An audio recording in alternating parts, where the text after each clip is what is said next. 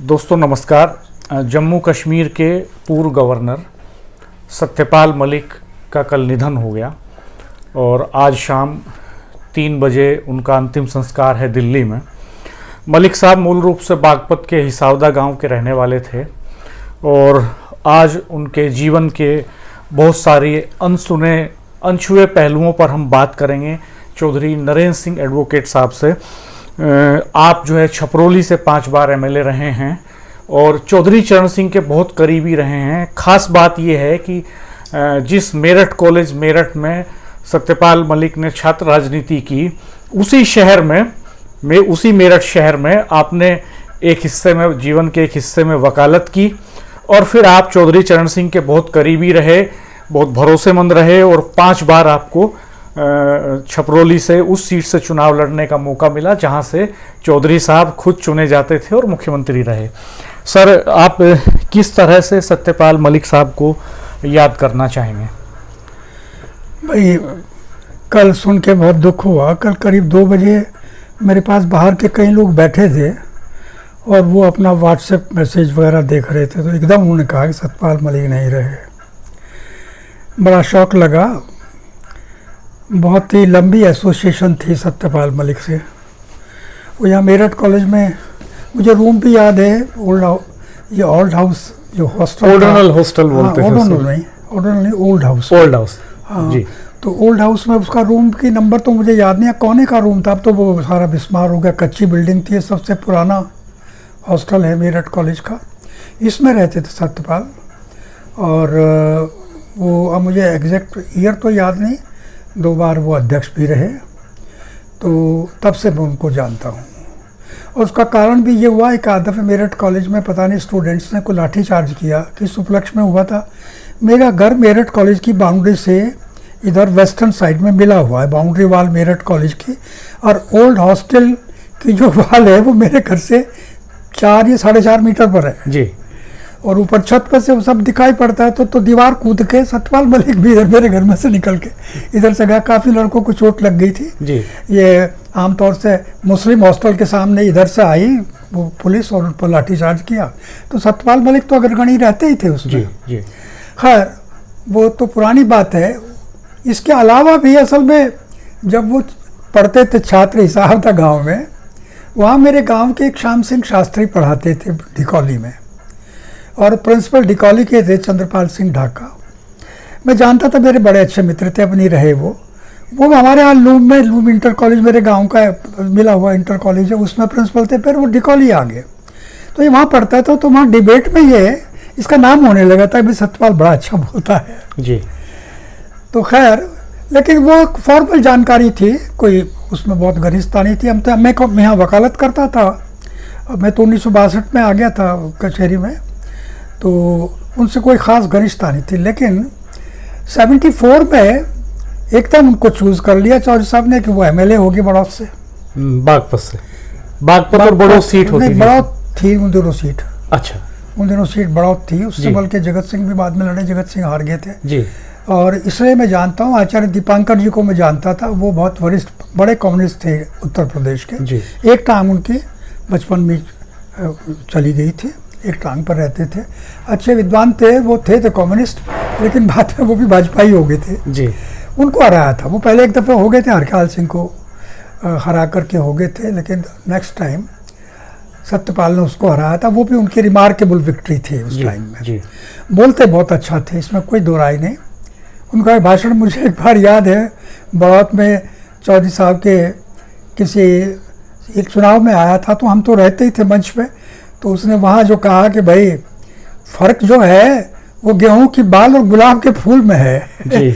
और वो फूस वाली मस्जिद बड़ौत की बहुत मशहूर है, उसके सामने मंच लगा था जी। उसमें मुस्लिम भी बहुत थे और भी थे कि भाई नेहरू जी जो है वो तो गुलाब का फूल पसंद है, उनकी अचकन में गुलाब का फूल होता है जी। और चौधरी साहब के कुर्ते में तो गेहूं की बाली है जी। तो लोगों ने बड़ा प्रेमिंग किया था गेहूं की बाली और वो।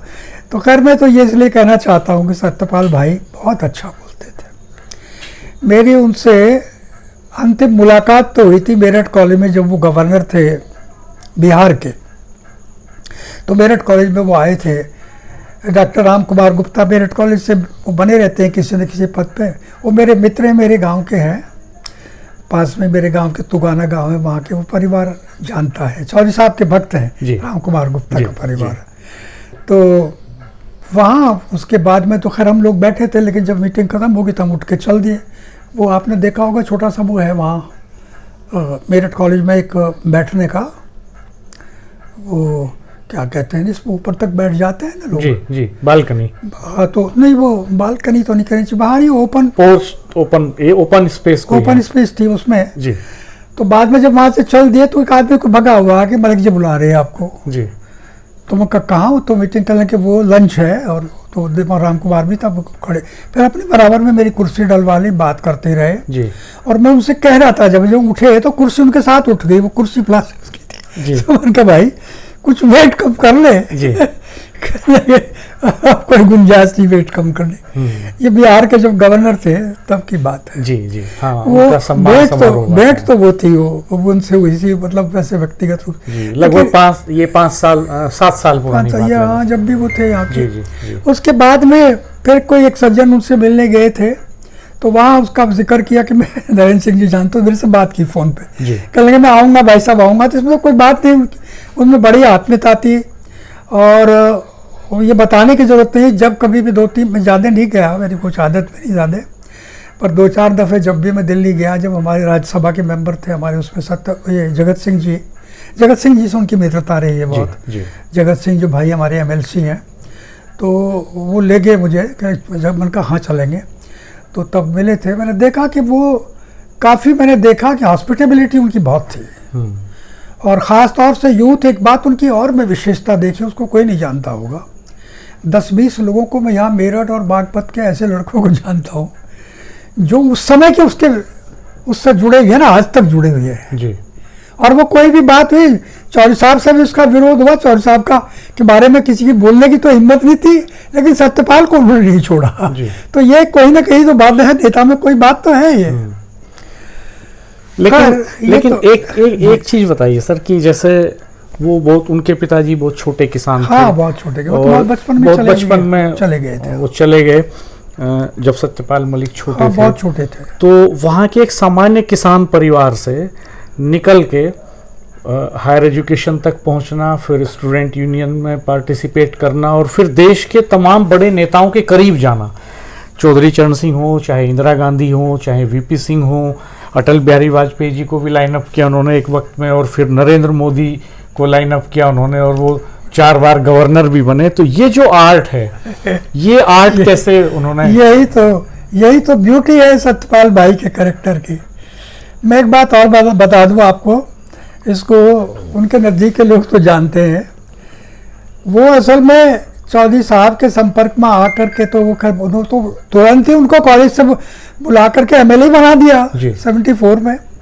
लेकिन वो उससे पहले जो था, वो समाजवादी लोगों से बहुत प्रभावित थे। उसके बारे में आप लोग कम चर्चा करते हैं। वो डॉक्टर लोहिया के बहुत निकट थे, डॉक्टर लोहिया उनको जानते थे, और मेरठ कॉलेज में उन्होंने इमरजेंसी के दौरान JP की मीटिंग को अरेंज किया था। उसी में वो छोटा सा वो है, बैठने के लिए ही है वो ओपन। मेरठ कॉलेज में ये हॉल है ना, लाइब्रेरी, इसके जो नॉर्थ में है मिला हुआ, आपने देखा हो, मैं नाम उसका मुझे ध्यान नहीं आ रहा जी। हाँ, तो वहाँ वो JP आए थे यहाँ मेरठ कॉलेज में, मैं गया था, और JP से उनको तो इमरजेंसी में तो भाई तूफान था, जब इंदिरा जी की इमरजेंसी लगाई हुई थी, तो ये प्रमुख थे उसके। और लोहिया ने तो लोगों को किया ही रेवोल्यूशनरी। लोहिया के पास तो जो चला गया, तो वो उसको बोलने की कला, निर्भीकता की कला, राजनीति में इसमें कोई दो राय नहीं। मैं कभी समाजवादी नहीं रहा, लेकिन डॉक्टर लोहिया भी और जयप्रकाश नारायण भी, और इनसे बड़े बल्कि आचार्य नरेंद्र देव भी, मैंने बचपन में सारों को सुना भी है और देखा भी है। और ये तीनों अद्भुत लोग थे। और ये JP का कैडर उस टाइम में नेहरू के बराबर ही था देश में, सम्मान में। वो थे इतने भले आदमी, बहुत भले, कोई पद नहीं सीख किया उन्होंने, तो उससे प्रभावित थे। लेकिन चौधरी साहब के आने के बाद यहाँ आ गए, और जब असेंबली में वो कई बार बोले, चौधरी साहब बहुत खुश हुए। तभी उन्होंने कभी कहा होगा भाई ये मेरा वारिस है। अब मैं तो करिए, लोग कहते हैं, ये मुलायम सिंह भी कहते थे कि मैं वारिस हूँ। ये चीज़ें जो है, तो सुनी हुई बातें हैं सब, ये हमारे सामने तो किसी ने नहीं कहा। तो बात यह है, इस कला में तो वो माहिर थे। और सारा कुछ ठीक रहा, लेकिन चौधरी साहब को छोड़ा, कांग्रेस को छोड़ा और वीपी सिंह के साथ लग के फिर राजीव गांधी को, मतलब जिस ढंग का रोल रहा है उस रोल से कई बार, आज वो नहीं है, उनके बारे में मुझे कुछ नहीं कहना चाहिए, लेकिन बड़ी हिम्मत की बात है। आदमी जो है अब जिनके बारे में रह चुका हो, जिनकी तारीफ़ कर चुका हो, और वीपी सिंह के साथ रहा और फिर बाद में भाजपा में चले गए, 2004 में भाजपा में जंप कर गए। हालांकि चौधरी अजीत सिंह के पास भी जाते थे, मैं देखा उससे खूब बात उनके खिलाफ चुनाव भी लड़ा। इसमें लड़ा ये 74 वाला तो बीजेपी से। हाँ 74 का लड़ा नहीं, चौधरी अजीत सिंह के सामने चुनाव हाँ, लड़ा उन्होंने बागपत से। हाँ, और लोकसभा का चुनाव हाँ, वो बीजेपी के टिकट पे, और वो लगभग 1 लाख वोट उन्हें मिले थे। तभी तो बीजेपी में आए थे वो। जी जी। तभी देखिए, वैसे मैं कह रहा हूँ कि अब ये बात चाहे आप कोर्ट न करें, अपने लोगों के मस्तिष्क में वो ठीक है, बोलने की कला अपनी जगह है जी, लेकिन वो उसकी छवि को थोड़ी ठेस लगी थी चौधरी साहब के साथ जब उन्होंने, और चौधरी साहब ने इमीडिएटली उसको मतलब ये है वो किया 6 साल के लिए, तो वो बात, वो झटका, उससे फिर वो अपने लोगों में उभर नहीं पाए। उसके बाद वो मास लीडर नहीं बना। नहीं बना, वो एक मास लीडर बनने की तरफ बढ़ रहे थे। यहाँ के तो थे ही नहीं। हाँ, खास तौर से बागपत मेरठ के तो थे ही नहीं जी। और कहीं के वो, अब वो तो जब बने थे वो क्या अलीगढ़ से तो जीते थे, तब तो खैर वो तो मिले जुला था, तब जनता दल की वीपी सिंह की सरकार, वो वीपी सिंह थे जी। अब ये जो रोल रहा है उनका, अब वो वीपी सिंह को, आपको लगता है कि अगर चौधरी साहब को नहीं छोड़ा होता उन्होंने, तो वो एक मास लीडर के तौर पे डेवलप हो सकते थे, संभावनाएं थी? बहुत आगे जाते। आप क्या बताऊं, मैं 2 आदमियों के बारे में मुझे अफसोस होता है, और दूसरे लीडर वीरेंद्र वर्मा थे शामली के, बेहद ईमानदार, बहुत योग, उच्च चरित्र का आदमी, लेकिन एक ऐसी ईगो थी उसमें कि समय समय पर वो भी पता नहीं चौधरी साहब के बारे में बहुत ही कई बार आप शब्दों का प्रयोग करते थे लोगों के बीच में, लेकिन उसके बाद भी उन्होंने राज्यसभा उसको भेजा। अगर वो उनके साथ रहता, और क्या किया था उसने, सबसे बड़ी तो छुरा उसने भोंका था, ये उसमें 74 की तो बात है, अरे 74 की तो बात है, वीरेंद्र वर्मा करीब 35-34 एमएलए लेकर के, उसके जो थे क्या नाम, पंडित जी जो थे मिनिस्टर, क्या नाम जो थे ना वहाँ के बनारस के, वो अभी नाम मुझे याद आ रहा है, ओल्ड एज में नाम याद नहीं आ रहा जी। सब ये कांग्रेस में चले गए थे, कोई होम मिनिस्टर हो गए जी, और गृह डिपार्टमेंट ले लिया, हाँ गृह डिपार्टमेंट ले लिया था, और कई एमएलए, मेरे दोस्त कई एमएलए चले गए, एक तो फिर बाद में चुनाव ही नहीं जीते, वो तो मेरे से रामपाल सिंह थे बिजनौर के, अब नहीं रहे, और मेरे क्लास फेलो भी थे, वो यूँ कह रहे थे नरेंद्र सिंह 74 में जीते थे वो एमएलए। उसके बाद कई चुनाव उसने लड़े, बहुत अच्छा आदमी था, बहुत ही बढ़िया आदमी, बहुत ईमानदार। मुझसे एक दिन कह रहे थे मेरे घर पर आके, नरेंद्र सिंह मुझे चौधरी चरण सिंह का श्राप है, मैं ऐसे आदमी को धोखा दिया है, और धोखा क्या, मेरे दस्तखत भी झूठे बनाए, किसी और का नाम लिया, वो भी नहीं रहे, वो वहीं के थे देवेंद्र सिंह, वो भी बड़े घर का था, वो जो स्टेट थी वहाँ उनकी, सहारनपुर में एक स्टेट थे निजाटों की।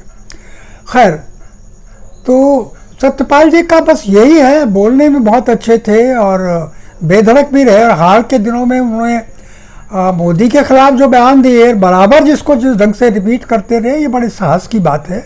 साहस जो था, उसकी सिक्योरिटी हरा ली, कुछ भी करा लिया, और अब बेचारा मतलब ये है कि अब वो चिट्ठी भी जो उसने लिखी बड़ी पैथेटिक, मुझे तो उससे भी बहुत ही मैं इमोशनल हो गया कि भाई अब मेरे पास कुछ है नहीं।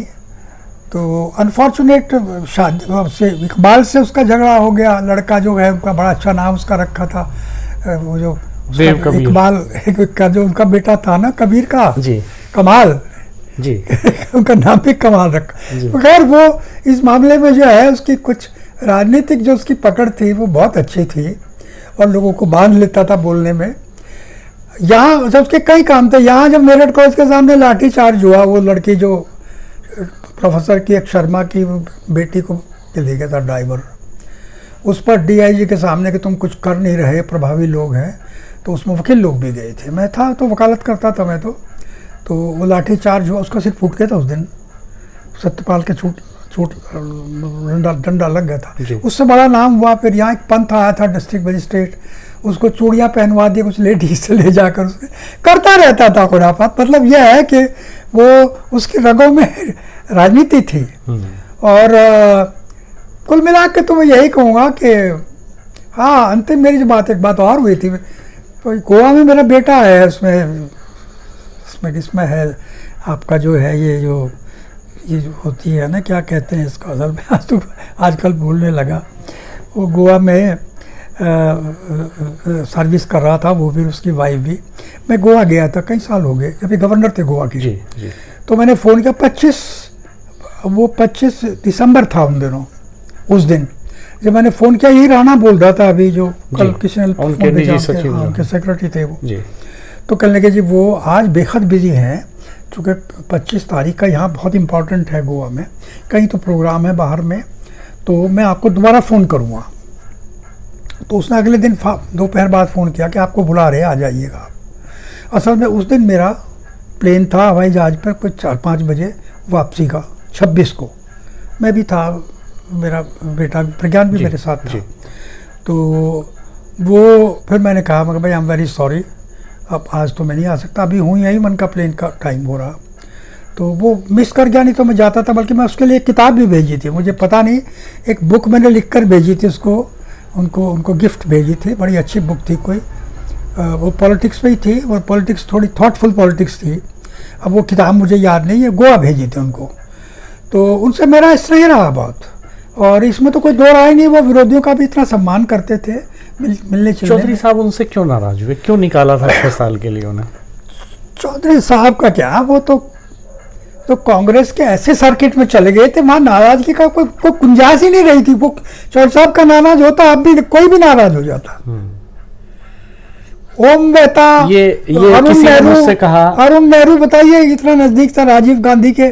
राजीव गांधी अब कुछ भी खाइए, उन दोनों जो उसका किस्सा क्या था, और वो कौन थी, तोप कौन सी थी, बोफोर्स थी, बोफोर्स। वो बेचारे ने 2 दफा हाउस में ये कहा, भाई मेरा और मेरे परिवार का कोई आदमी इसमें शरीक नहीं है, कोई कमीशन हमने नहीं लिया है।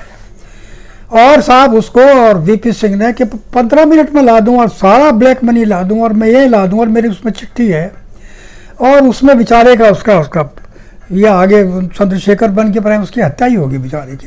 मतलब इतना ट्रेजिक एंड उसका हुआ, वो इसके लिए डिजर्व नहीं करता था। मैं कभी कांग्रेस में नहीं रहा, आज भी कांग्रेस में नहीं मैं, लेकिन यह है कि बात जो सच्ची है वो तो सच्ची है ही, उसमें क्या दो राय है। तो वही ये जो कैरेक्टर था चौधरी साहब के यहाँ कैसे निभ सके? चौधरी साहब तो इतने खड़े थे। किसी ने मुझसे कहा कि अगर सत्यपाल मलिक उस वक्त कांग्रेस से लाइन अप नहीं होते तो चौधरी साहब और 2 साल पहले उत्तर प्रदेश के मुख्यमंत्री बन गए होते। इसमें कहां तक सच्चाई है? चौधरी साहब के जमाने के ही एक शख्स ने मुझसे कहा। बात यह है, चौधरी साहब के मुंह से तो ये हमने सुना है जी। एक बार उनके पता नहीं 98 या कितने एमएलए आए थे, और बीबीसी में ये अनाउंस हुआ था पहले जब चुनाव चल रहे थे कि इस बार कुछ नहीं कह सकते, चौधरी चरण सिंह की बीकेडी आ सकती है उत्तर प्रदेश में।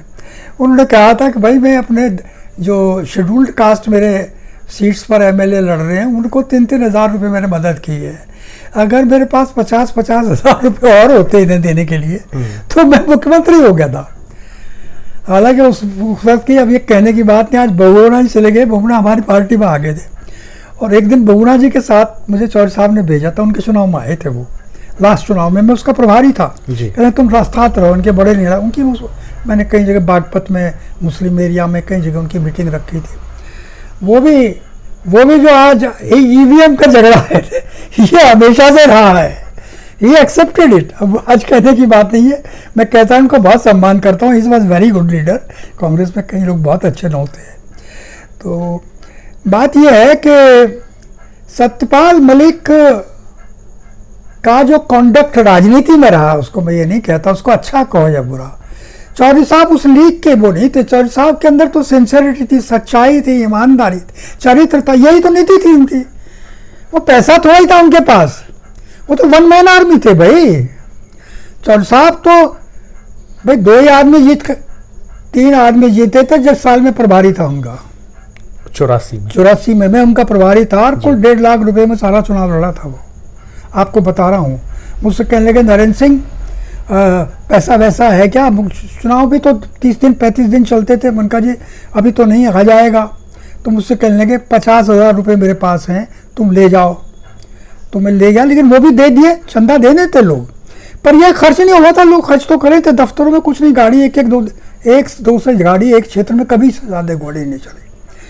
तो कहाँ अब वो चौधरी साहब के जो आदर्श थे, और कहाँ कांग्रेस में जो इंदिरा के साथ रहा, राजीव के साथ रहा, तो अब हमारे सत्यपाल मलिक भाई की राजनीति बहुत फास्ट हो गई थी, एक तरह से ही कहना चाहिए, या अल्ट्रा मॉडर्न हो गई थी। वो दरअसल महत्वाकांक्षी बहुत थे, और मुझे ऐसा लगता है कि एक हिस्से में जब वो लुटियन जोन की पॉलिटिक्स के एक्सपर्ट हो गए, बड़े नेताओं से करीबी बनाने में जब वो एक्सपर्ट हो गए, तो उसी के साथ साथ उनका ग्रास रूट पॉलिटिक्स से एक दूरी बनती चली गई। ग्रास रूट पॉलिटिशियन तो वो तो बाग में अलीगढ़ से भी जीते, वहाँ मुस्लिम वोट भी बहुत हैं, और वो टाइम ऐसा था। हाँ, जनता दल की लहर थी उस समय, यहाँ मतलब सत्ता परिवर्तन की एक हवा थी। कहने को कुछ कहो, क्योंकि मैंने भी 5 चुनाव लड़े, और असल में तो चौधरी चरण सिंह के, चौधरी अजीत सिंह के चुनाव भी मैं, हमारे सब साथियों ने, वर्कर्स ने तो लड़ाए। चौधरी साहब तो अपने चुनाव में भी एक ही दिन आते थे, लास्ट डेट में आते ही नहीं थे।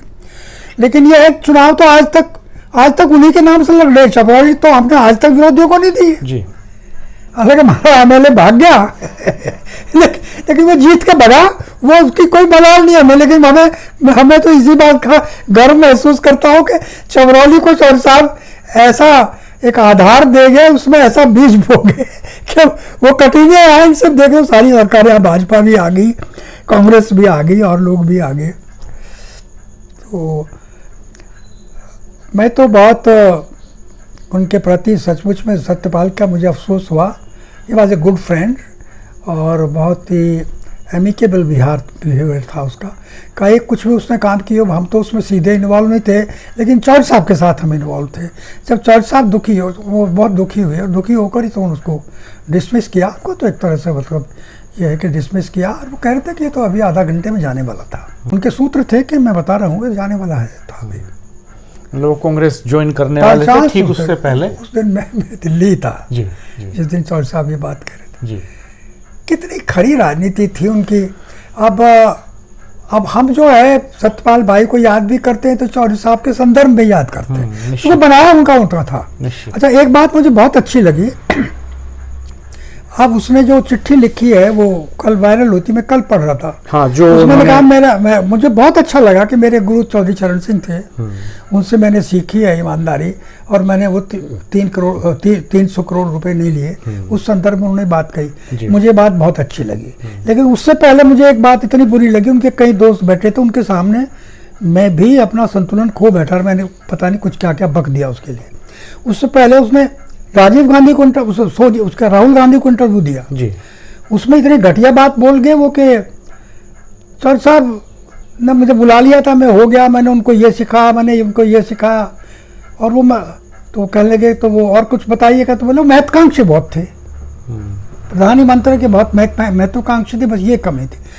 अब वो देख लीजिए, वायरल है वो, आपने देखा होगा। हाँ, आपने पढ़ा है तो मेरा खून खोल गया उनका यार।